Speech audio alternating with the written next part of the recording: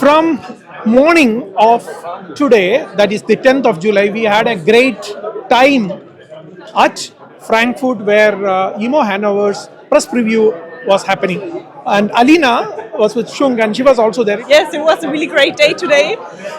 We made a lot of contacts with the press, but also with other companies which are here around us, and all people are still talking and getting in contact. It was a really nice day today.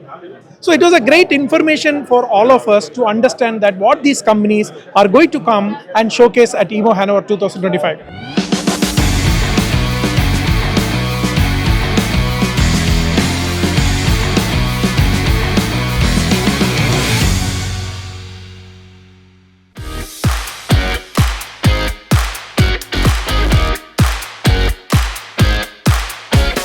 SCHUNK is a very traditional company. We are on the market since 80 years, so we are used to provide very mechanical and hydraulic tools and tool holders. The trend is definitely going to smart products, and that is exactly what we want to show to you on the EMO 2025. We show to you new products with sensors inside. We show to you automated solutions around the machines. Please visit us on our booth on the EMO 2025.